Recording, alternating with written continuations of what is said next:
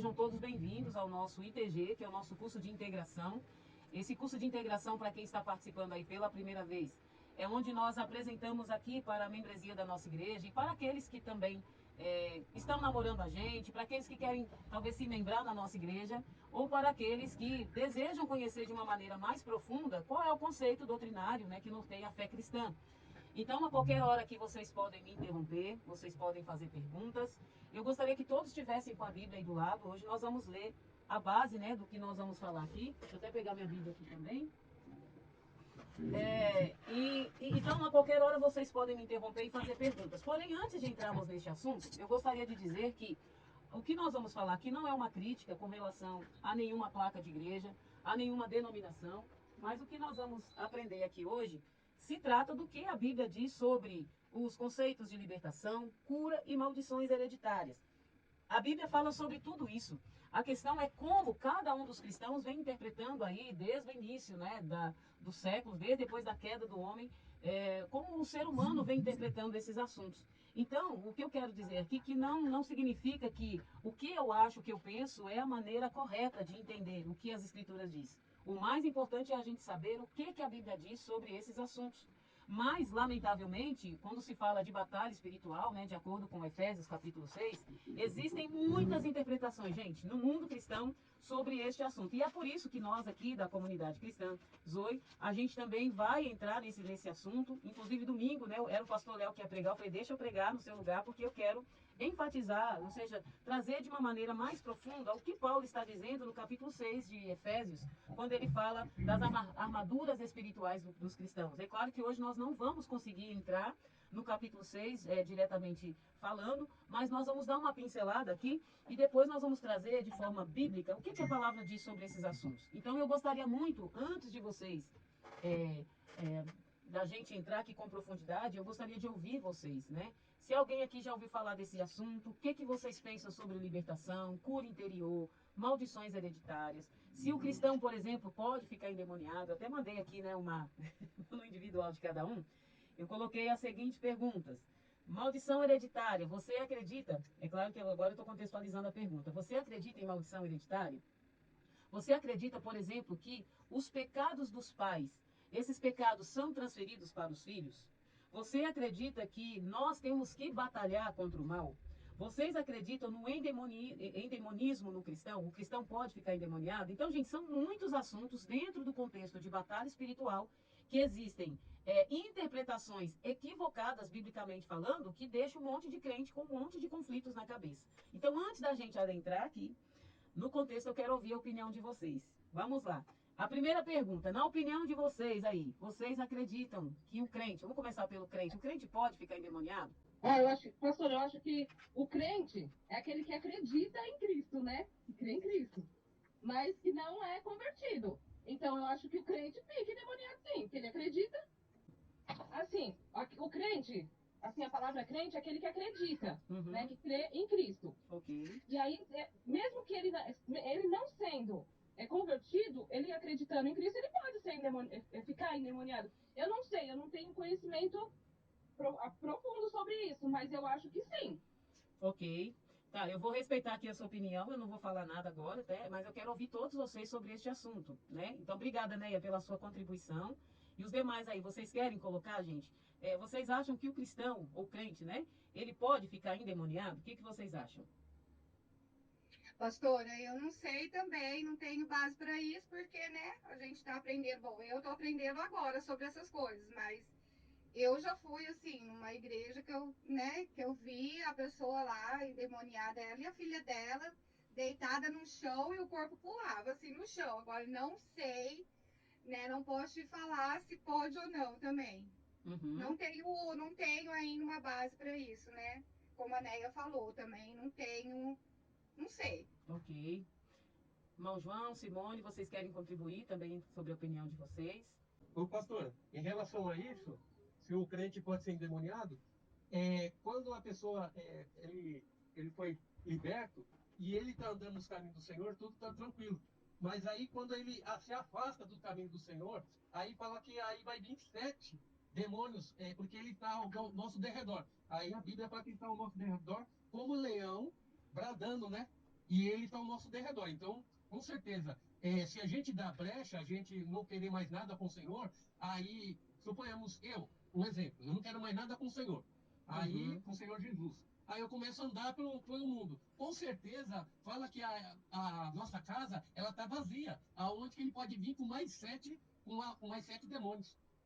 Uhum. Então você acredita que sim, irmão João? Acredito que sim, porque se a pessoa der lugar, né? Que nem eu já vi pessoas, né? Que a gente já tive em lugares que a pessoa caiu endemoniada, né? Com uma oração e a pessoa era só de segurar na mão, a pessoa caiu endemoniada e a pessoa tinha aceitado Jesus, Ela tinha confessado Jesus. já tinha confessado Jesus. E nós estávamos numa casa, e eles que me convidaram para estar nesse lugar, e nós fomos fazer uma oração, a primeira oração que nós fizemos, aí vamos dar a mão. Aí nós ia fazer uma reunião lá, né? Que convidaram Uhum. a gente para ir lá, e justa essa irmã caiu então endemoniada. Aí foi um trabalho para expulsar. Ok. Mais alguém quer complementar aí? Pastora, uma observação Uhum. que o irmão João falou. Eu também acho assim, né? Que essa pessoa que eu falei, ela também me convidou para ir na igreja e eu fui com ela. E ela caiu 3 vezes, 3 cultos que eu fui com ela. Então, em 3 cultos que eu fui com ela, ela caiu.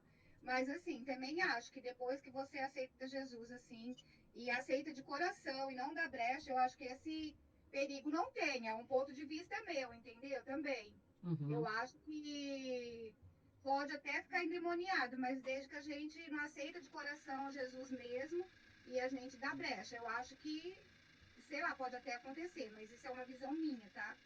Uhum. Também não Ok. sei. Então, assim, pelo que eu estou vendo, vocês já tiveram algumas experiências em vivenciar isso, né, através de pessoas que outrora frequentam uma igreja, que estão indo numa igreja e de repente essa pessoa, no momento de uma oração, essa pessoa, vocês presenciaram um endemoniamento na vida delas, ok? É isso que vocês estão dizendo? Sim. Sim. É. Ok. É isso mesmo. Simone, você quer trazer, mesmo Roquinha, falando um pouquinho baixo, você quer dar a sua opinião? Tá ouvindo? Estou ouvindo sim. Eu acredito assim, a minha família, né, a madrasta da minha tia, ela disse que minha tia diz que eles carregam uma maldição hereditária. Porque quando ela era criança, a madrasta dela amaldiçoava tudo. E desejava toda coisa de ruim. Assim, vocês vão ter uma vida miserável, sua filha vai ser todo drogado, prostituído. E realmente a família da minha tia é toda destruída. Uhum. É neto da droga, filha da prostituição, nada dá certo, é só briga, briga, briga. Quando as coisas começam a dar certo, tudo desanda, sabe? As pessoas vão dar. Aí ela fala assim: a nossa família tem maldição hereditária, porque a madraça da minha tia amaldiçoava, sabe? Uhum. Tá, nós vamos Eu falar sobre isso acredito. também.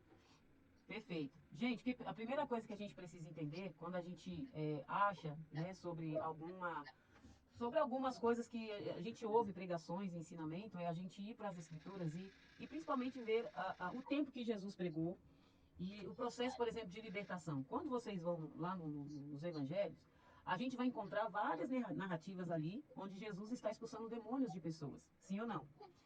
E Sim. essas pessoas, no entanto, elas não são descritas como crentes em Jesus, antes da libertação. Então, por exemplo, o relato daquele homem gadareno, lá em Marcos, registrado em Marcos, no capítulo 5, depois vocês podem ler, dos versículos 1 ao 20, vai mostrar um homem possuído por uma legião de demônios. Mas ele não era um seguidor de Jesus antes do encontro com Jesus.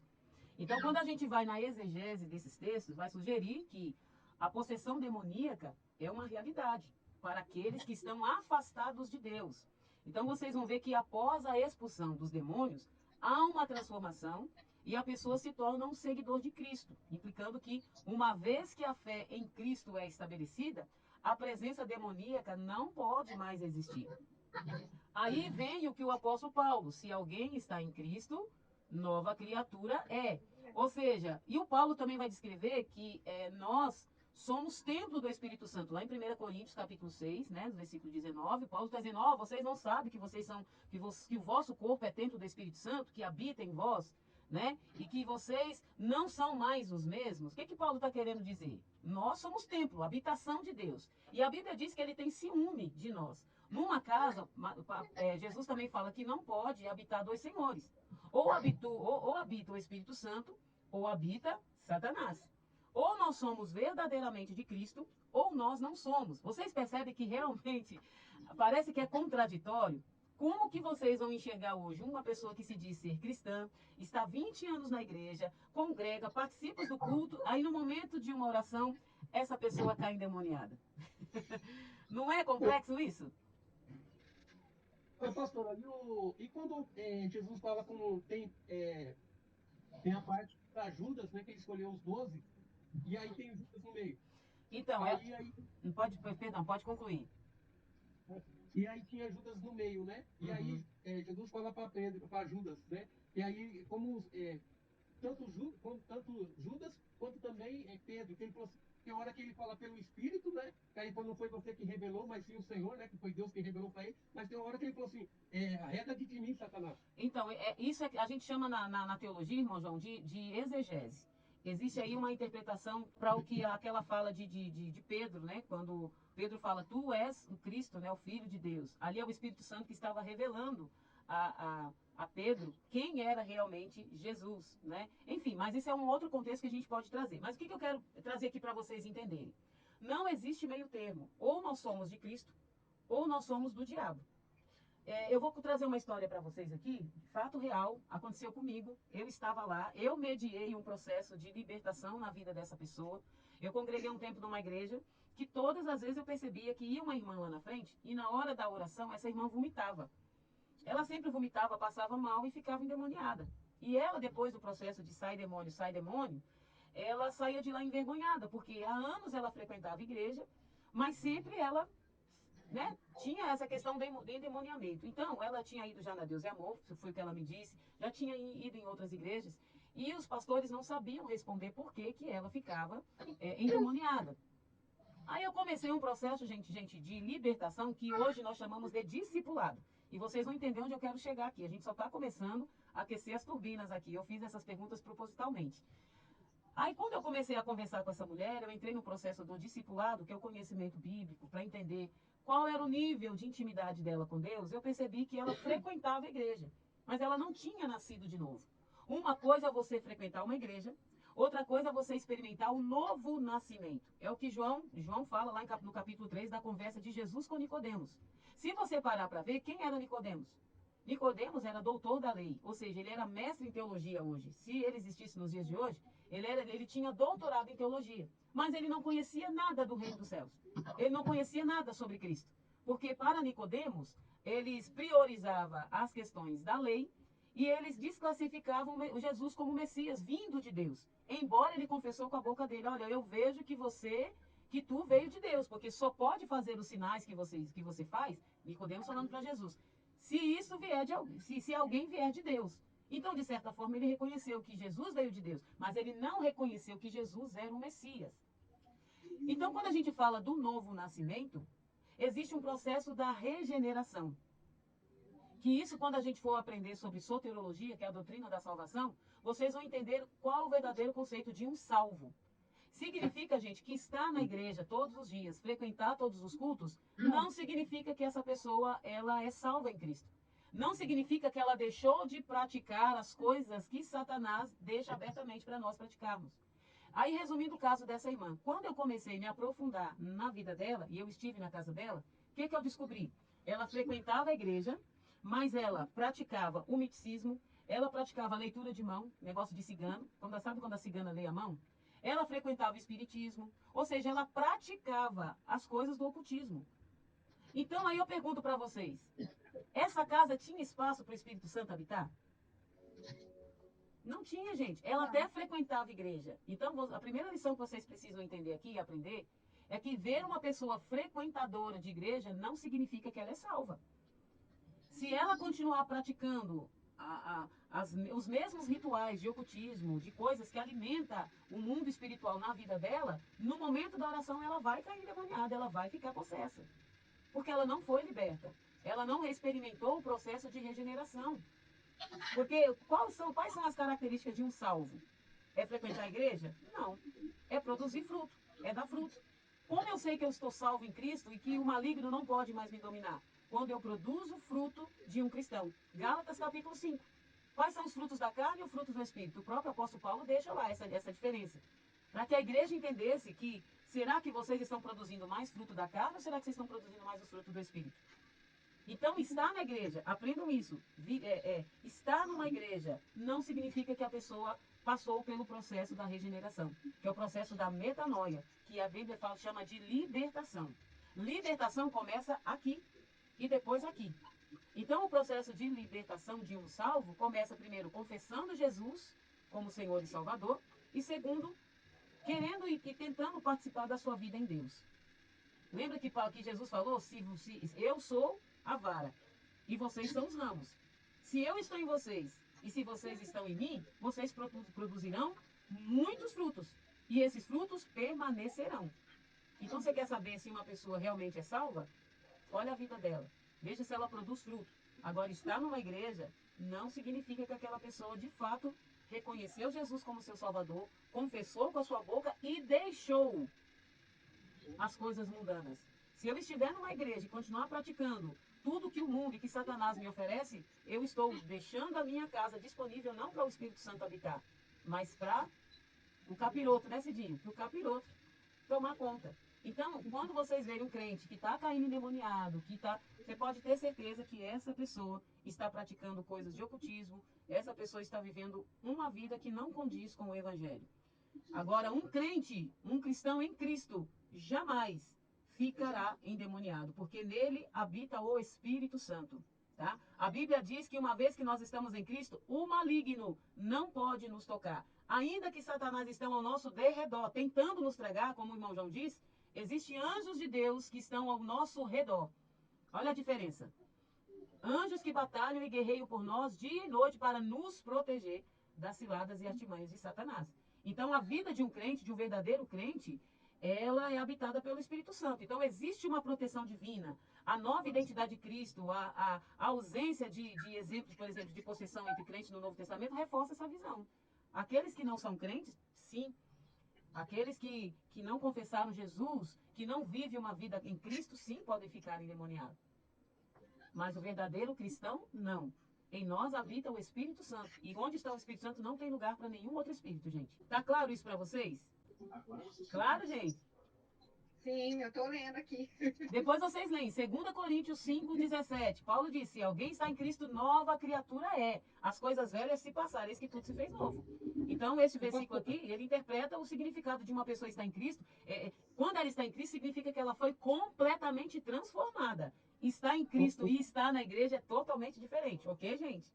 Eu estou lendo Gálatas 5 aqui, 5:22. Sobre o surto do Espírito. Perdão, o irmão João quer falar. Pode falar, irmão João. Falou que a pessoa que a pessoa está em Cristo, ele tem o Espírito Santo, não pode tocar nele, né? Mas aí a gente vê que o próprio Jó, o diabo foi falar lá com o Senhor, com Deus, falando sobre a vida de Jó. Ele falou que ele era temente, homem culto, que servia a ele porque ele tinha os benefícios. Então, mas a gente está falando aqui de uma possessão demoníaca. Eu não estou falando de Deus autorizar, por exemplo, Deus tocar em áreas das nossas vidas, como aconteceu com Jó, por um propósito. E ainda assim, irmão João, tudo estava sob o controle de Deus. Foi o próprio Deus que autorizou Satanás a tocar Então, em Jó. é o que eu estou acabando de falar, que foi o próprio Senhor que deu essa autorização, que ele não Isso. podia tocar nele. Não Sim, podia fazer nada exatamente. com ele. E assim, Agora, o que acontece, que quando, eu só estava explicando aí, que quando, eu estava até falei de Judas, que era, você falou assim, que a gente tem que ter um exegese para interpretar, né? sim, Então, porque ele andou com Jesus, sim. e ele era um homem do lado de Jesus. E ele, Então, e ele escolheu os 12. então, É, pode eu, concluir. então, e a pessoa, não estou falando que a pessoa vai ficar endemoniada, uma pessoa que aceitou a Jesus fielmente, ele tem uma vida digna, exemplo, que, claro, né, se ele tem uma vida, um exemplo, eu aceitei a Jesus, me batizei, por aquele que crê será batizado, né? Já Uhum. está a palavra já fala que a gente será batizado, será salvo. A partir do mas a salvação a partir do imagine se a pessoa partiu antes de batizar, ele é salvo? Então, essa é uma outra interpretação. Por isso que eu falo, cada texto tem um contexto por trás, né? Sempre vem uma leitura antes para a gente entender sobre o que Jesus estava querendo dizer ali, qual que é o ensinamento do apóstolo sobre determinado texto. Por isso que a gente fala que texto sem contexto é um pretexto. Então a gente precisa pegar o texto, entender a narrativa do início até o fim, para a gente entender qual que é a exegese dentro do texto, entendeu?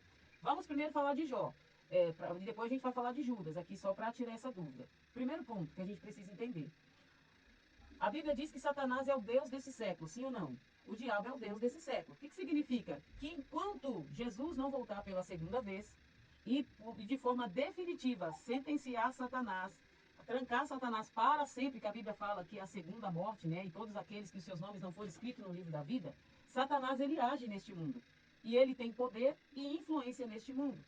Porém, até as ações de Satanás, até as atitudes ou sobre aquilo que ele vai tocar ou em quem ele vai tocar, ele vai perante Deus, pede permissão e Deus autoriza ou não.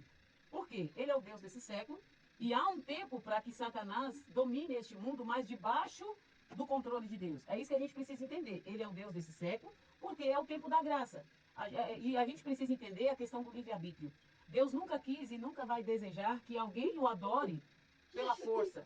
Deus quer que o homem se curve a ele pelo que ele é, por quem ele é, e não por conta dos seus benefícios, embora a gente veja que é totalmente diferente do que a gente vê hoje. Enquanto isso, Satanás está desenvolvendo o seu papel aqui nessa terra. E tanto que quando a gente for estudar a doutrina dos anjos, que é a angiologia, vocês vão entender que existem classificação dos anjos, né? Tanto os anjos do mal como os anjos de Deus. E aí vocês vão entender como que funciona isso. E quando vocês leem, por exemplo, o livro de Daniel, fica muito claro que o Daniel está ali orando e as orações de Daniel estão sendo impedidas, né, pelos demônios, pelas potestades dos ares. Aí Deus manda Miguel vir guerrear contra os anjos malignos e as orações de Daniel chegam. Então, o mundo espiritual ele é real e eu não estou descartando isso e ele existe. Mas para cada situação, a gente vê nas escrituras que existe uma ação de Deus para propósitos específicos. No caso de Jó, não houve um endemoniamento, diferentemente da pergunta que eu fiz. Um cristão pode ficar endemoniado? No caso de Jó, Deus permitiu que Satanás tocasse em Jó. E é claro que ali, gente, levanta-se essa questão, levanta várias questões profundas sobre o papel do mal e o sofrimento na vida dos fiéis. Quando acontece alguma questão ruim nas nossas vidas, é Deus permitindo. Quando eu falo de questões de sofrimentos, questões de angústia, muitas coisas é Deus permitindo para nos provar. Outras coisas é por conta de uma decisão errada que nós tomamos e a gente vai ter as consequências disso. Então a gente precisa separar quando é Deus nos provando e quando é alguma decisão ou atitude que eu tive e aí eu estou colhendo dos frutos. Porque mesmo sendo cristão, a gente colhe os frutos de escolhas que nós fazemos. No caso de Jó, o toque do maligno aqui em Jó, ele serve como uma prova de fé. E aqui Jó ele é colocado à prova para demonstrar a natureza genuína de sua fé. É diferente de um endemoniamento, ou seja, mesmo quando Satanás toca em suas posses e em seu corpo, Jó ele se manteve íntegro, sim ou não? Embora isso expressou no Jó uma grande angústia e teve um questionamento da justiça de Deus, Deus estava provando a fé de Jó para trazer para nós hoje que é possível, mesmo em tempo de angústia, mesmo em tempo quando Deus permite que Satanás tire tudo de nós, inclusive toque na nossa saúde, é possível ter uma vida de fé. Fé nele. Essa é uma pauta, para a gente poder aqui separar o que é uma possessão demoníaca e o que é uma provação, que significa Deus está permitindo Satanás tocar na minha saúde, tocar nos meus bens, e ainda assim a Kelly vai permanecer firme. Tá claro isso para vocês? A diferença do endemoniamento e Deus permitir Satanás tocar nos bens, tocar nos nossos filhos. Ele permite, porque Deus, ele é... A Bíblia diz que Deus não tenta ninguém, mas ele permite que sejamos tentados, tá, gente? Mas isso é quando Deus tem um propósito por trás. E aí a permissão de Deus vai até um limite, até onde a gente pode suportar. E o próprio Tiago diz que Deus, ele conhece as nossas limitações. Então Deus ele permite as tentações, permite, não é que Deus nos tenta, ele permite as tentações para nos provar até determinado limite. Então esse é um ponto. Com relação a Judas, Judas andou com Jesus assim como os 12, Pedro também andou com Jesus. Só que a diferença é que Judas ele teve a chance, irmão João, de se arrepender. Porque andar com Jesus não significa que nós não iremos pecar, que nós não iremos pisar na bola, porque a gente faz isso o tempo inteiro. Só que o que diferencia Judas do Pedro? Lembra que Pedro negou Jesus e Judas traiu Jesus. Judas teve a chance de se arrepender. E por isso que para Judas não teve salvação. Porque Judas permaneceu, ele permaneceu no seu coração em manter a traição.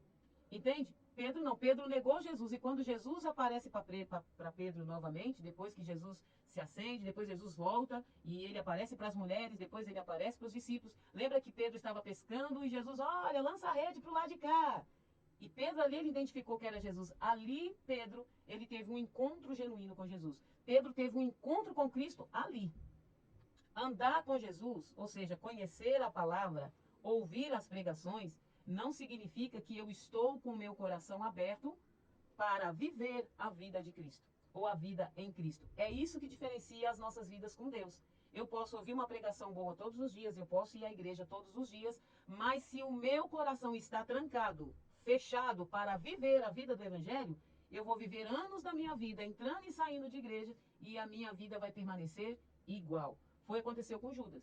Judas, ele andou com Jesus, ele viu os milagres que Jesus fez, ele sentou à mesa com Jesus e ele traiu Jesus. Ele entregou Jesus para o Império Romano, aliás, para ser crucificado. Então, o que a gente está trazendo aqui são conceitos realmente bastante complexos, é muito complicado até de interpretar isso, mas cada texto, dentro de um contexto, tem uma explicação através da exegese bíblica, ok? Então, a exegese teológica do texto de Jó, ela vai enfatizar isso, que embora Deus permita que o maligno toque Jó, isso não significa que Deus é a causa direta do mal, ou que ele se deleita no sofrimento humano. Tá? Então, em vez disso, o sofrimento ele é permitido como parte de um plano maior, que no caso de Jó, resultou ali numa compreensão mais profunda da natureza de Deus, numa recompensa poderosa final. O que Deus está querendo ensinar? Que mesmo ele autorizando Deus tocar em áreas das nossas vidas para testar a nossa fé, o importante é o resultado final. Se permanecermos firmes até o fim, nós viveremos 3, 4, 5 vezes mais o melhor de Deus para nós. É sobre isso, ok? Mas a primeira pergunta que eu trouxe aqui é: um cristão pode ficar endemoniado? A gente está falando de possessão demoníaca. Vocês sabem o que é uma possessão demoníaca? Vocês sabem a diferença? Uma possessão demoníaca significa que Satanás, por ele ser um espírito, ele domina primeiro o quê? A nossa mente. Tudo que ele faz no corpo de uma pessoa que está possessa, essa pessoa não tem consciência. Essa pessoa, ela perde a consciência, o corpo dela, a mente dela é tomada e ela faz aquilo que Satanás quer fazer no corpo dela. Então, por exemplo, eu já orei por um pai de santo, eu já expulsei demônio de um pai de santo, que eram legiões de demônio. E no momento de endemoniamento, e isso depois eu vou ensinar para vocês, a primeira coisa que nós precisamos fazer é dar ordem de comando, voz de comando. Satanás, senta, levanta, fica em pé. Ele tem que obedecer, sob a autoridade de Deus. Fica em pé, ou deita, ajoelha, mão para trás. Por quê? Ele pode machucar a pessoa, porque a pessoa ela não está em si. Ele toma a mente dela. Isso é um processo de possessão demoníaca. Voltando no caso daquela irmã que ficava endemoniada, ela perdia a consciência. Aí entrou um conflito em mim também. Como pode? Ela vai na igreja há 20 anos no evangelho e essa pessoa está com possessões demoníacas? Aí eu descobri que ela estava praticando coisas do ocultismo. Vocês podem ter certeza que pessoas que vão à igreja e que diz que em algum momento confessou Jesus e ainda não foi liberta das coisas ocultistas, essa pessoa, ela precisa confessar Jesus verdadeiramente e precisa passar por um processo de discipulado, gente. O que Jesus fez quando ele chama os discípulos? Venham. Quanto tempo os discípulos andaram com Jesus? 3 anos. Nesses 3 anos, eles passaram pelo processo do discipulado. Discipulado é aprender e buscar a viver a vida que Cristo viveu. Jesus disse: aprendei de mim, aprendei de mim. Então, é importante vocês saberem disso, tá bom? Mais alguma pergunta ou dúvida sobre este assunto? Eu tenho uma pergunta. Sim. Aí, tipo assim, um exemplo, né? Que nem essa pessoa que estava indo para a igreja e estava toda vez da oração ela caía endemoniada, tá? Essa parte eu entendi, que acontece. E aí e a pessoa, vamos supor, a pessoa se converteu, né? Aceitou Jesus e andou e passou pelo processo do discipulado. Ela aceitou Jesus e passou por todo o processo do discipulado, só que não teve a libertação, tipo, não teve aquele processo de manifestar o demônio que ainda estava dentro dela para ser expulso. Ela precisaria passar, minha pergunta é, ela precisaria passar por esse processo ou só um discipulado resolve? Então, vamos ler João 8,32? Quem está com a Bíblia aí? Vamos, eu vou já responder a sua pergunta com João 8,32. Alguém lê para mim aí? Bom, e conhecereis a verdade, e a verdade vos libertará. Então, aí é que tá. Quando a gente fala de discipulado, a gente está falando disso aqui. Aí, ô Neia, respondendo a sua pergunta, eu faço uma outra pergunta para vocês. Na opinião de vocês, libertação é para crente ou não crente? Pode responder, gente, do jeito que vocês entendem. Não crente, eu acho. Se libertar. Tá. Tirar os demônios. Então, eu acho que a libertação é para aqueles que querem realmente andar com Cristo. Porque se a pessoa for liberta, mas daqui a um tempo passar, começou as dificuldades e não quiser mais andar com Cristo, Uhum. então não vai adiantar. Mas se verdadeiramente ela quiser andar com Cristo, estiver participando, querendo aprender cada vez mais, tiver mais fome de Deus, aí aí resolveu o problema. Eu acho que não precisa, então, passar pelo processo de libertação. Mas o que é libertação para você, na sua opinião? É quando, vamos supor, como que eu posso Explica do explicar? seu Eu não sei jeito. Explica do seu jeito. Então, é porque quando vem essas coisas, porque a gente já viveu muito e já viu muita gente ser liberto mesmo. Eu já expulsei, o João já expulsou, às vezes a gente fazia encontro e já expulsamos muito. Só que todas as vezes foi como se a gente que estivesse na frente chamasse para manifestar. Não sei se a senhora está entendendo. Uhum, entendi. A gente sempre, nos encontros, isso acontecia mais nos encontros, que a gente tinha que chamar o demônio para se manifestar. Aí aqueles que não manifestavam, aí eles falavam que estava opresso, que Meu era Deus. só orar, né, que estava sendo opresso pelo Mas eram demônio. pessoas cristãs que participavam desse processo de libertação ou não crente? Então, aí é que tá. Algumas já conheciam, até participavam da igreja, mas a grande maioria era não crente. Então, o que eu acho? Eu acho que os que realmente querem andar com Cristo não precisa passar pelo processo de libertação. Entendi. E na sua opinião, Cidinha? Eu vou responder já para vocês essa pergunta. E para você, Cidinha? Então, aqui. E conhecerão a verdade, e a verdade os libertará, né? Então, para mim é isso. Desde que você começa a andar certo com Jesus, né? E você larga tudo aquilo para trás que você fez, coisas erradas, ou que você, né? A sua vida passada. Eu acho que aqui você já é liberto pela palavra. Assim, Entendi. sabe? Eu Olha, acho que olha você. que interessante. Cada um aqui apresentou. Irmão João quer dar uma opinião também sobre isso, irmão João? João 8:32. Então.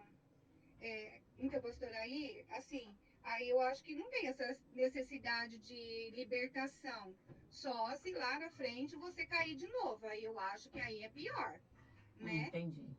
Mas eu acho que aqui a gente já seguindo certinho, né, a Deus e eu acho que a gente já é liberto pela palavra dele. Então, vocês percebem que aqui nós estamos confundindo a libertação, que Jesus está falando aqui no texto de João 8, com a ideia de opressão e influências demoníacas de possessões. Então, a gente está falando aqui de exorcismo, que acontece, por exemplo, quando você está, uma pessoa que está no estado de possessão demoníaca, e a gente está repreendendo os espíritos dela, e ela está sendo liberta daqueles demônios que estão na vida delas. E aqui em João 8:32, Jesus ele está falando para os discípulos. Jesus está tendo uma conversa com os seus discípulos. E então, Jesus está dizendo assim, ó, e vocês conheçam a verdade. A verdade ele está falando dele mesmo. E essa verdade, tipo em outras palavras, para vocês entenderem, que sou eu, vos libertará. Então, a libertação de João aqui que a gente está falando, essa libertação é para cristãos.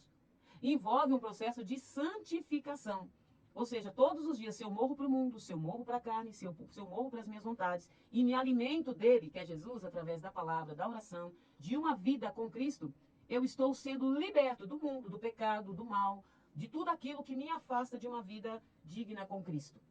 Agora, quando você fala de possessões e opressões, a Bíblia também fala da libertação dessas possessões demoníacas.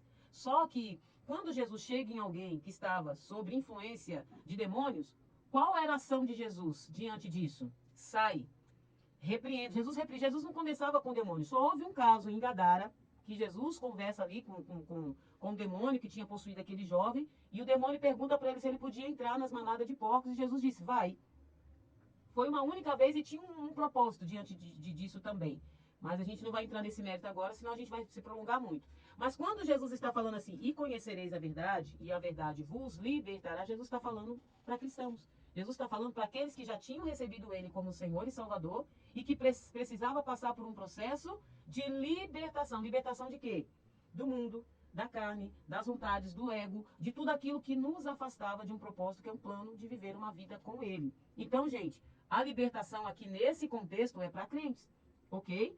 Então, a libertação é um processo contínuo de santificação e, em alguns casos, pode envolver a libertação de opressões espirituais. Quando a gente fala, você está orando, de repente alguém caiu endemoniado.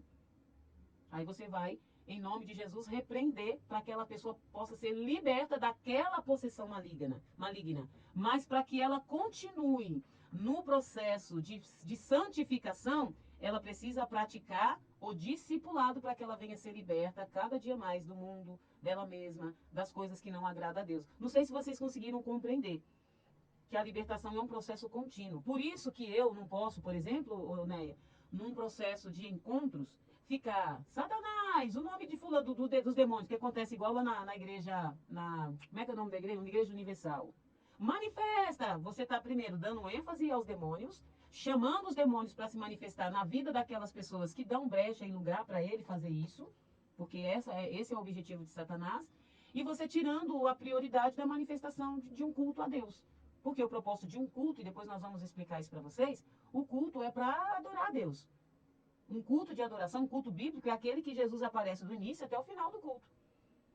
Então, num espaço de um culto, por exemplo, ou de um espaço de um encontro com Deus, se a gente dá ênfase aos demônios, ou às manifestações demoníacas, nós estamos tirando Jesus do centro de um culto de adoração, Jesus de um momento onde ele tem que aparecer e se revelar para a vida daquelas pessoas, estamos dando mais ênfase aos demônios do que a Deus. Vocês percebem como isso é muito sério?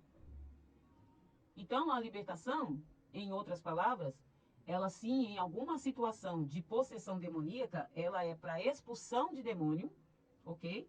E a libertação para o crente é para a santificação, para que todos os dias a gente aprenda a parecer mais com Jesus do que com a gente, do que com Satanás, do que com o mundo. Tá claro isso para vocês, gente? E aí, respondi, ô Neia? Sim, sim, pastor. Fez sentido ou não? Pode ser sincera. Não, sim, eu entendi. É porque, assim, o que não estava entrando muito é essa questão de, só passar pelo discipulado resolve. Só que resolve se a pessoa aceitar Jesus e ficar com um discipulado contínuo. Ah, Mas sim. a pessoa que não conhece Jesus, então vai expulsar e depois vai voltar tudo de novo. Então, o discipulado é exatamente isso. O discipulado é você ensinar pela palavra de Deus quem é Jesus, qual é o propósito da salvação, qual que é o plano de Jesus para a vida delas. E aí elas, quanto mais elas se alimentam de Cristo, mais assim, mais morrendo para a carne, para as vontades do mundo, a gente vive. E esse é o desafio de ser um cristão. Porque ser um cristão é ser parecido com Jesus. E como você vai ser parecido com Jesus se você não conhece ele pela palavra? Se você não conhece Jesus no dia a dia, se você não pratica o que Paulo fala em Gálatas capítulo 5, o que você leu aí, o Cidinha? Os frutos do Espírito, Gálatas 5, 22, quando Paulo fala, olha, os frutos do Espírito é paz, benignidade, mansidão, amor. Então, quando você vai morrendo para você mesmo, morrendo para o mundo, através de um programa de discipulado, que é o que Jesus fez durante 3 anos do seu ministério na vida dos discípulos, mais você vai produzindo frutos. E esse fruto leva você a praticar o que Jesus praticava. E esse é um desafio. Mas eu entendi o que você disse. A pessoa pode até vir para Jesus, mas se ela não quiser ser lapidada, treinada, desenvolvida através da verdade, para ser liberta através das escrituras, essa pessoa vai viver a vida que sempre viveu e nada vai mudar na vida dela. É por isso que numa célula me preocupa quando você se reúne, quando você é raso, sabe, no sentido de estar ali só por estar, mas não traz o conhecimento bíblico sobre quem é Jesus, sobre qual é a vida que Cristo quer que nós tenhamos, e é as escrituras que vai trazer isso. Então, no momento de célula, tem que ter a leitura bíblica, tem que ter uma explicação com profundidade sobre o que aquele texto quer dizer, como isso pode ser aplicado na nossa vida diária. Isso é um programa assertivo e é um programa favorável de discipulado, entende? É levar a palavra de Deus para esses encontros. É a palavra que liberta. E conhecereis a verdade é Jesus. Jesus é a palavra. E a palavra, que é Jesus, é o que vai trazer a libertação. E o processo de libertação é regeneração, santificação, justificação, reconciliação, que são os planos, ou seja, os atributos da salvação de Deus em nós. Tá difícil engolir? Tá difícil aceitar essas explicações? Eu sei que é polêmico mesmo, mas vocês têm liberdade, também de absorver ou não, tá bom? E aqui a gente aceita todas as críticas, os questionamentos, mas o que eu estou trazendo para vocês, o que a Bíblia diz sobre cada assunto que vocês estão trazendo aqui para mim, tá bom? Pastora, uma pergunta. E um dia, assim, por exemplo, que você sente aquele, sabe, quando você sente aquele peso, assim, aquela, ai, como fala? Como que eu posso Angústia, colocar? tristeza. Isso, aquela angústia, aquela opressão, assim, parece que você tá com um peso, assim, sabe? E você fica, ai, socorro, socorro Jesus, assim, sabe? Pedir pra ele. E o Então, que é isso? você lembra que Jesus ele foi tentado também por Satanás no deserto. E essa mesma opressão, este mesmo peso, o Jesus homem também sentiu quando ele estava lá no Getsemane.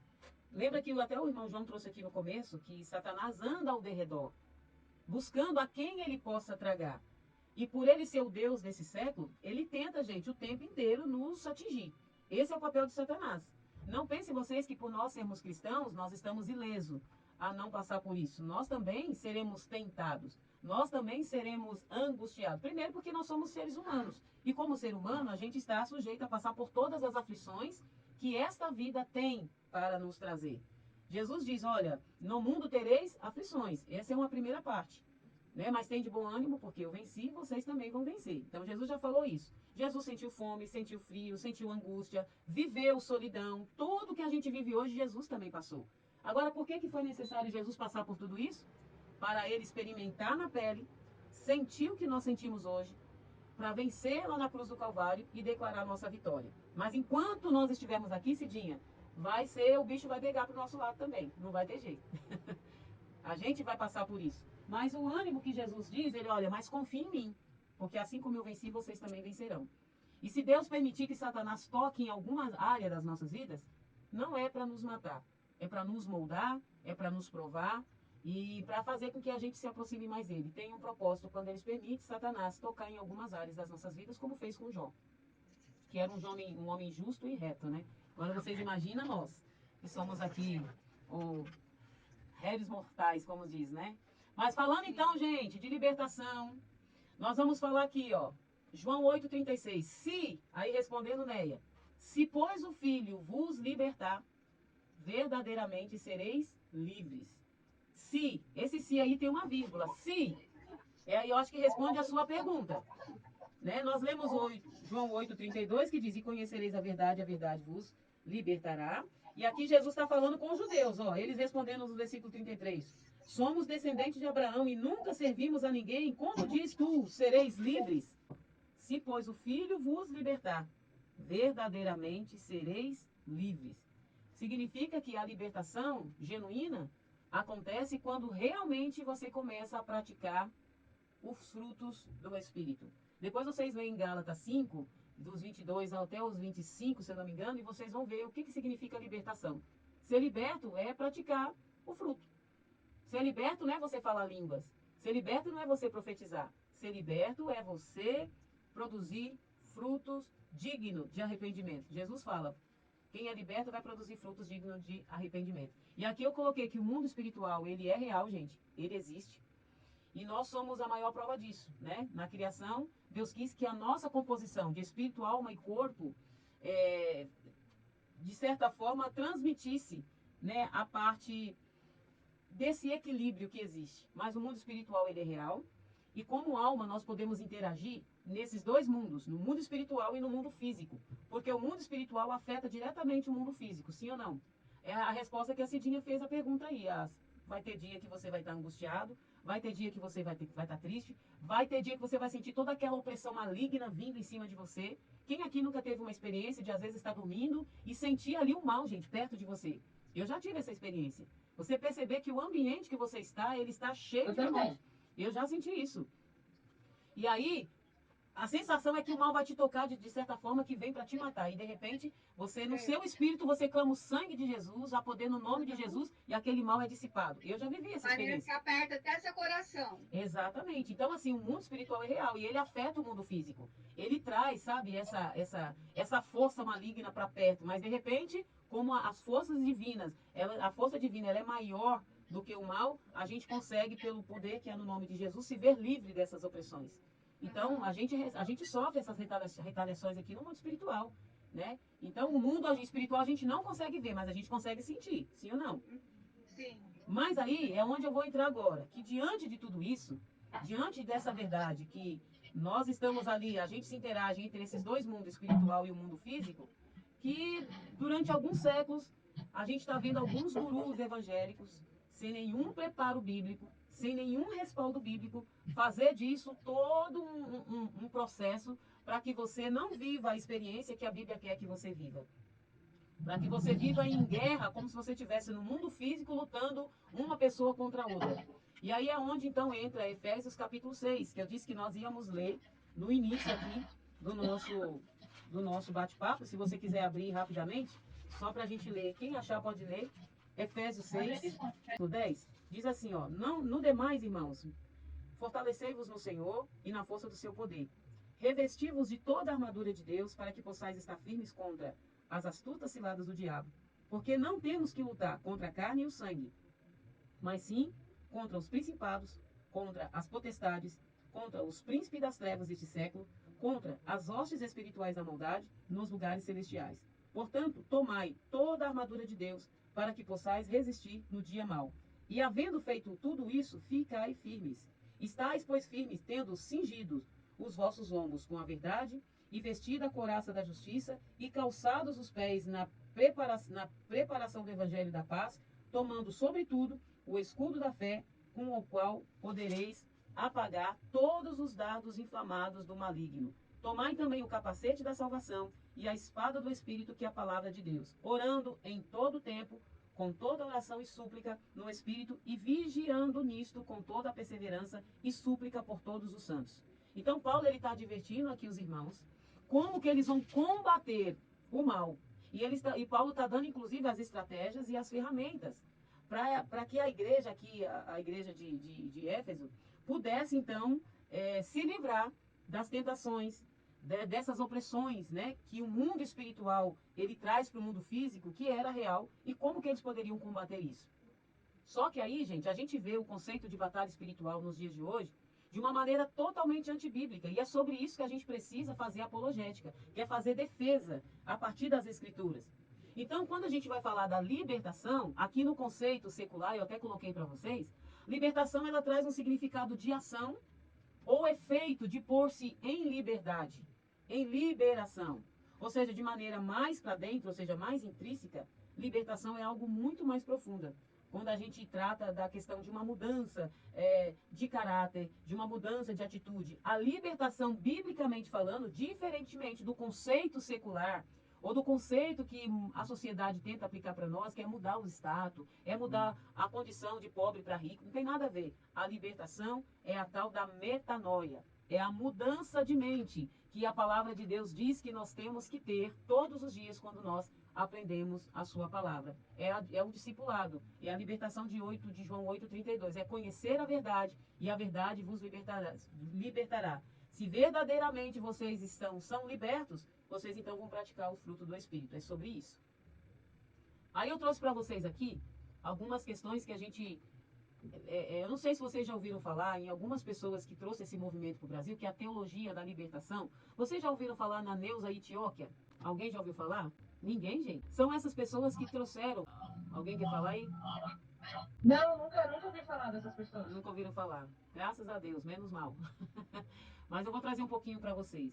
Neuza Itioquia, se vocês entrarem no YouTube, vocês vão ver um monte de material e de assuntos totalmente heréticos que essas mulheres ou homens, como por exemplo Daniel Mastral, entre tantos outros, que praticam essa ideia de uma libertação, gente, não bíblica. Estou sendo direta e sincera aqui com vocês. São pessoas que se julgam autoridades no mundo espiritual, onde essas pessoas vão conduzindo os cristãos de várias denominações a praticarem a tal da libertação. Cura da alma, libertação, maldição hereditária, regressão. Então, eles ensinam sobre tudo isso de uma maneira que não tem uma base bíblica. Então, muitos líderes famosos, como, lembrei, Tânia Teresa, Daniel Mastral, Neuza Itioquia, são líderes muito famosos que trazem esse movimento como sendo um movimento bíblico para aplicarem essas verdades, entre aspas, sobre batalha espiritual E aí, gente, é onde muita gente está tão centrado que essas pessoas estão deixando de prestarem um culto a Deus para prestarem cultos a demônios, para enfatizarem apenas em possessão demoníacas, em falar com o diabo, em trabalharem a cura da alma de uma maneira totalmente fora da Bíblia. Então, que eles trazem sobre isso, né? A doutrina deles. Se alguém tem um problema, como por exemplo, adultério, se alguém é viciado em pornografia, se alguém passou por vários divórcios, se alguém tem problemas com alcoolismo, se alguém tem tendência suicida, é porque alguém da sua família lá no passado também passou por isso. E esses problemas dos avós, dos bisavós, tataravós, é uma maldição hereditária. É por isso que alguma pessoa ali da família está dando continuidade a essa maldição. Ou seja, essas pessoas estão vivendo essas maldições que os seus avós, os bisavós, tataravós, eles transferiram para eles, para essas pessoas. Então, segundo essa doutrina, essa pessoa foi afetada, viu, gente, pela maldição hereditária e deve, em primeiro lugar, descobrir em qual geração seus antepassados, ou seja, os seus ancestrais, eles deram lugar para o diabo e uma vez descoberta essa tal geração, você precisa pedir perdão pelo que o seu pai, a sua mãe, o seu avô, o seu bisavô não pediu lá atrás e é por isso que você está herdando essa maldição na sua vida. Entende, gente? O que eles ensinam sobre isso é uma espécie de perdão por procuração. Eu coloquei aqui. É muito parecido com o batismo pelos mortos, lembra? Praticado pelos mormons. Então isso não tem base bíblica nenhuma. Como que eu vou pagar por um pecado dos meus antepassados que talvez eu, por exemplo, eu não conhecia o meu bisavô, muito menos o meu tataravô. Eu nunca tive relação com eles assim, porque eu não existia na fase dos meus tataravós, eu não existia. Meus bisavós, eu também não existia ainda. Então, eu estou herdando um pecado ou uma maldição que eles herdaram dos bisavós, dos tataravós deles, e eu estou herdando hoje na minha vida presente. Então, eles ensinam isso. Alguns dizem que a gente herdou isso lá atrás, no pecado de Caim e Abel, que por conta disso a gente está herdando essa maldição lá de Caim, a maldição das dinastias de Herodes e assim sucessivamente. O que eles creem também? Eles creem sobre regressão espiritual. Gente, essa prática no meio evangélico é usado como uma espécie de santificação. Isso é terrível. Vocês sabem o que é regressão espiritual? Quem sabe dizer o que é uma regressão? Eu não sei exatamente o que é, mas pelo contexto, é tipo você voltar pro passado, é isso que eu entendi? Então, se eles acreditam que todo o mal que você está vivendo hoje, ou seja, se você é alcoólatra, se você tem tendência suicida, isso é uma maldição lá que você herdou dos seus bisavós, tataravós, então você precisa fazer uma regressão, voltar lá atrás, na vida dos seus avós, dos seus bisavós e tataravós, etc., e pedir perdão. Você precisa regredir lá atrás e colocar para fora, ou seja, determinar que esse estado de miséria, esse estado de situação financeira, esse estado de situação de doença, de pecados recorrentes dos seus antepassados lá atrás, que você precisa determinar que isso não permaneça mais na sua próxima geração. Ou seja, você está trazendo os pecados do passado, dos seus antepassados, através de uma regressão espiritual, e você, no presente, você está determinando que isso não dê sequência mais na sua vida. Então, essa questão de batalha espiritual, que nós vamos começar a pregar nos nossos cultos, ensinando para vocês o que é biblicamente, o que a Bíblia fala sobre batalha espiritual, não tem nada a ver com isso que eles estão ensinando. Então, quando essas pessoas entram nessa ideia, dessa regressão, para que seja anulado em você e na sua próxima geração, como sendo verdade, você está anulando a interpretação correta bíblica sobre isso. Não é isso que Paulo está trazendo aqui sobre batalha espiritual.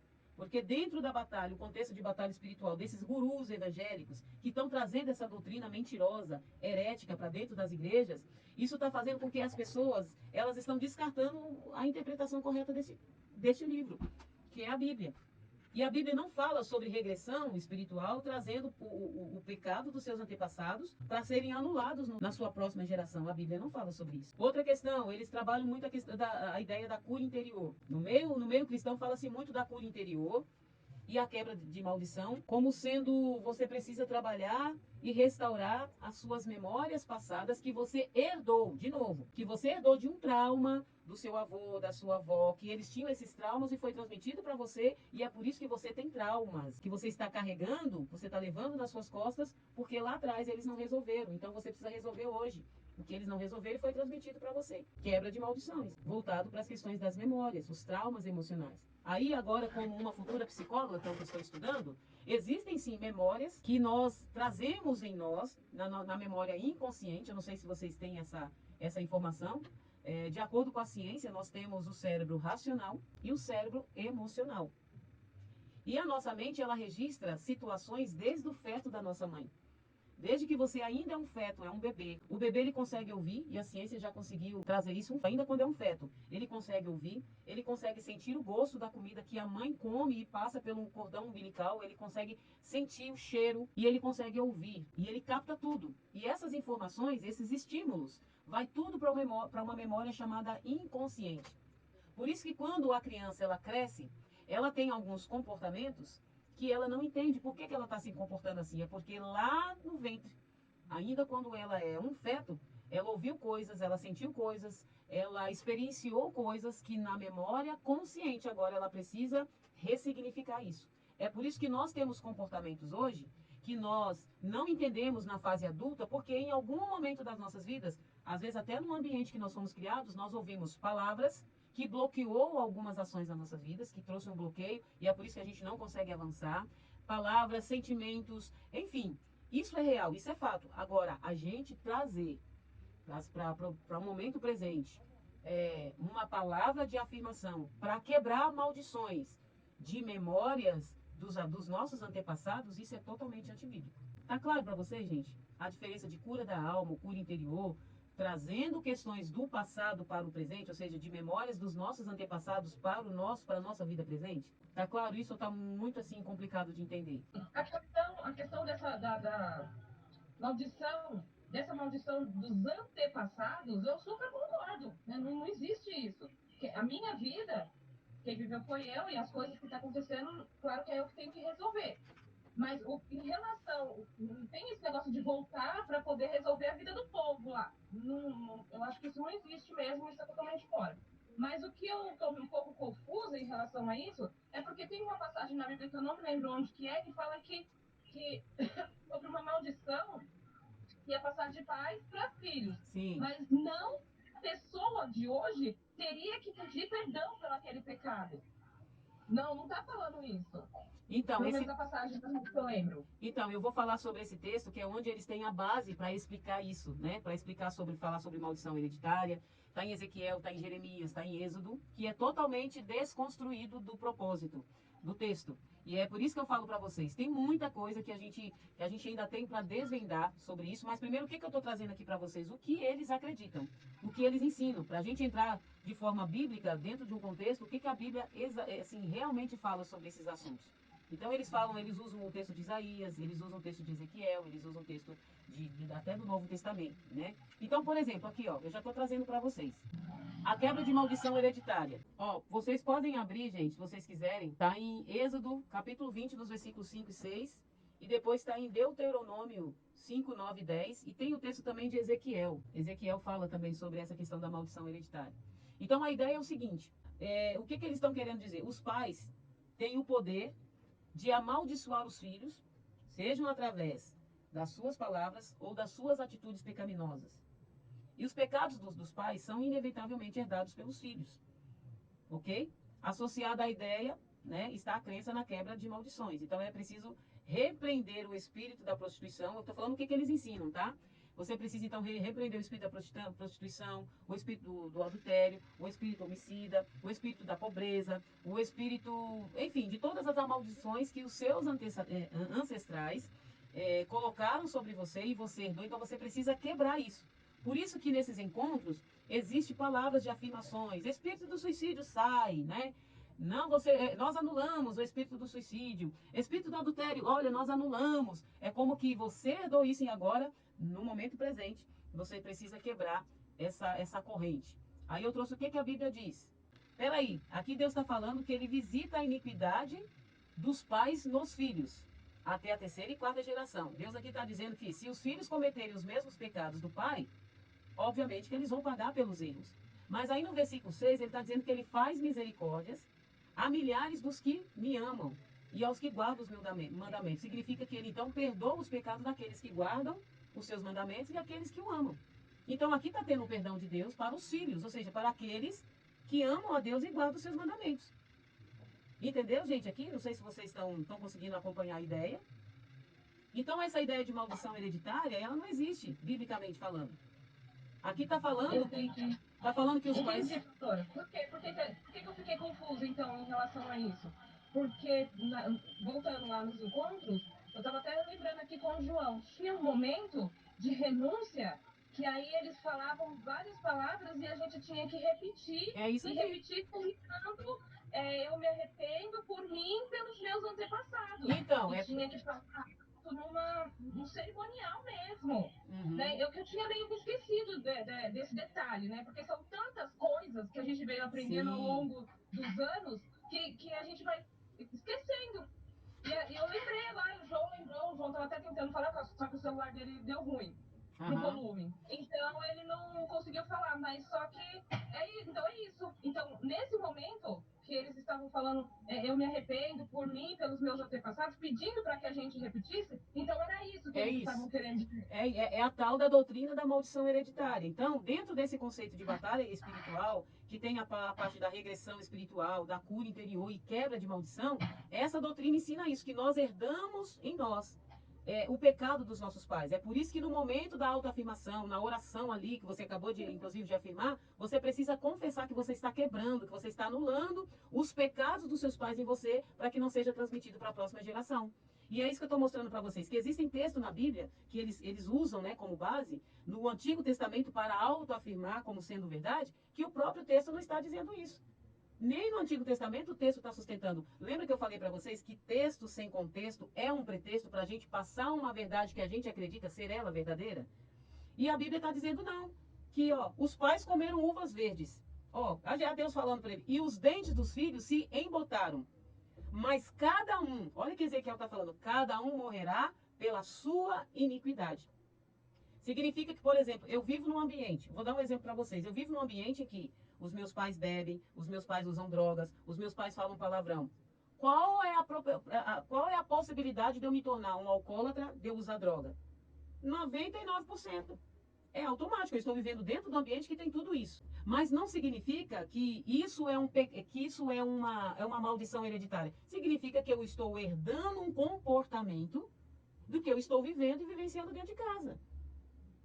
O contrário também é verdadeiro. Se eu vivo dentro de um lar cristão, e onde todos os dias os meus pais fazem um devocional, eu estou vendo os meus pais orando, eu estou vendo os meus pais ali buscando a Deus, indo para a igreja, qual é a probabilidade de eu ser um cristão fervoroso a Deus? 99%.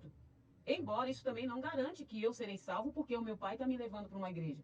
Mas há uma probabilidade, porque eu copio o comportamento, nós copiamos comportamentos. Então, gente, a gente precisa entender que essa coisa de maldição hereditária não é bíblica, porque Deus, então, seria um Deus que não age de acordo com seus atributos.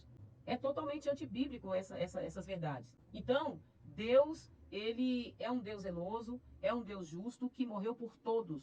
É meio complexo isso, né? Mas a gente precisa entender o que a Bíblia diz. Êxodo 25. Não te encurvarás a elas nem a servirás, porque eu sou o Senhor teu Deus, zeloso, que visito a maldade dos pais nos filhos até a terceira e quarta geração daqueles que me aborrecem. A Bíblia ensina que a maldição dos pais não vai além da quarta geração. Mas esse mesmo texto também é conhecido que, lá em Romanos 5:8, gente, se alguém está em Cristo, nova criatura é. Não faz sentido, ainda que existe uma maldição lá no Antigo Testamento de Deus visitar até a quarta geração, se os filhos permanecerem nos mesmos pecados dos pais, gente. Entendam, se eles permanecerem no mesmo pecado do pai, aí sim, eles vão ir pelo mesmo caminho, eles vão ter o mesmo destino que os seus pais. Mas aí Paulo vem em Romanos 5:8 que se alguém vive em Cristo, nova criatura é, as coisas velhas se passaram e tudo se fez novo. Então a gente não pode aplicar isso na vida de um cristão verdadeiro, de um cristão genuíno, de novo, de um cristão que está morrendo para si todos os dias, que busca viver uma vida em Cristo. Ele não pode pagar pelo erro do pai, dos pais, dos seus antepassados. Entende? As coisas velhas se passaram. ok? Provérbios também fala, ó, havia em Israel um provérbio muito antigo, os pais comeram uvas, eu já falei sobre isso, ó, Deus proibiu esse dito em Israel, que pensais vós, os que usais estas parábolas sobre a terra de Israel, dizendo, os pais comeram uvas verdes e os dentes dos filhos se embotaram. Vivo eu, diz o Senhor Deus, que nunca mais direis parábolas em Israel. Ezequiel 18, 2 e 3. Era uma parábola que Deus proibiu até, porque as pessoas estavam usando isso para argumentar que Deus não era um Deus bom, que Deus era um Deus rude, que pagava, que os pais pagavam, que os filhos pagavam os pecados dos pais nas suas próprias vidas. Ok, gente? Tá claro isso para vocês? Aqui eu tô com Deuteronômio 5, 9 e 10. Que diz? Não te prostrarás diante deles, nem lhes prestará culto, porque eu, o Senhor, o teu Deus, sou Deus zeloso, que castigo os filhos pelo pecado de seus pais, até a terceira e quarta geração, daqueles que me desprezam. Então, Mas daqueles. é, Não, leia o finalzinho. Ele visita a maldade dos pais nos filhos até a terceira e quarta geração daqueles. daqueles que me desprezam, Vocês percebem?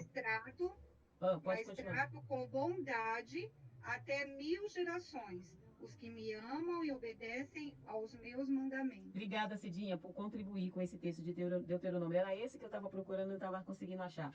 Olha como Deus ele é eficiente nas suas palavras. Ele visita, sim, a maldade dos pais nos filhos até a terceira e quarta geração, daqueles que me desprezam. Ou seja, daqueles que seguem os mesmos caminhos pecaminosos dos seus pais. É o que eu expliquei aqui para vocês. Se eu cometer os mesmos pecados dos meus pais, eu serei salva? Eu serei condenada. Se eu rejeitar Jesus, se os meus pais rejeitam Jesus e eu rejeitar Jesus, eu vou alcançar a salvação? Eu vou ter o mesmo final que os meus pais. Se eu copiar os pecados, os erros dos meus antepassados, eu vou ter o mesmo destino. Sim. Mas lê a outra parte, Cidinha. Mas, Mas trato com bondade até 1000 gerações, aí, dos que amam e obedecem os meus mandamentos. é sobre isso, gente. O evangelho, ele não tem dois termos, ou é ou não é. Por isso que esses encontros, vocês não vão ver a gente fazendo na nossa igreja. Essas coisas, olha a maldição dos meus avós, olha, eu confesso, eu rejeito. Esquece, não existe, isso não é bíblico. E se um dia a gente cometer isso, pode ter certeza que a gente está praticando a heresia. Isso não é bíblico. Então, essa doutrina tem se difundido de uma maneira tão severa nas igrejas, que tem igreja, gente, que só vive para isso, para fazer esses processos de libertação, de confessão, de confessar, de deixar, porque a gente herdou. Olha, minha vida financeira não vai para frente, porque lá atrás os meus antepassados pecaram. E com isso eu estou carregando essa carga. Em nome de Jesus. Não acreditem nisso, que isso é diabólico, tá bom? Para a gente finalizar, no grego, metanoia significa mudança essencial de pensamento. A libertação genuína significa mudar a nossa mente. Mudar a nossa maneira de viver, de pensar e agir para uma maneira de viver, pensar e agir que as Escrituras nos leva a viver. Jesus só expulsou demônios de quem não caminhava com ele. Olha aí, ó. Jesus só expulsou demônios de quem não caminhava com ele. Então, o método mais eficiente de libertação por Jesus foi o ensino que alterava os valores da mente. João 15:3. Deixa eu ler aqui rapidinho para vocês. João 15:3. Vós já estáis limpos pela palavra que vos tenho falado. Aí ele continua: estai em mim, e eu em vós. Como a vara de si mesma não pode dar fruto se não estiver na videira, assim também vós, se não estiveres em mim. Então, uma vez, gente, que a nossa mente se abre para o conhecimento bíblico, se abre para a palavra de Deus, o passado mais próximo que a gente vai visitar é chamado de arrependimento. Então, conhecer a verdade é conhecer a palavra, é entender o que a Bíblia quer dizer sobre tudo. Amém, gente?